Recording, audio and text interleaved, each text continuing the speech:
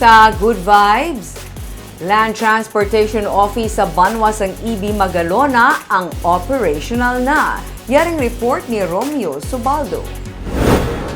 Kahapon, nagsugod na sa pagbaton sa mga luyag magparehistro sa salakyan kag motorsiklo ang Land Transportation Office sa Banwasang EB Magalona.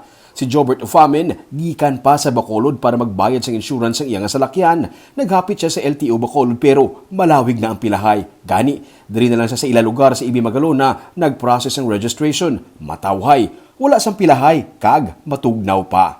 Nagkuha ko siyang palisay sa insurance. Sa dito, nagagi ko sa LTO. Grabe nga tao. Pilahay. Hindi rin rin. Ito, aircon nga katawhay. Anytime mo, gutong ko, kulit mo na Oo. Nahamtang ini sa higad lang mismo sang main highway pagkadto sa Victoria City kung dalhin sa Bacolod. Sunod sa chief ng LTO EB Magalona nga si Ruben Tampos, sa subong vehicle registration pa lang ang gina-cater nila. Sa marason nga bulan, posible makabato na sila sa mga applicants para sa student's license. Kag sa katapusan sang sini nga tuig, nagalaom sila nga maka-process naman sang driver's license. Sa subong request kami sa regional office ang LF10, ang amon nga finger scanner, kag signature pad para sa applicants ang student permit.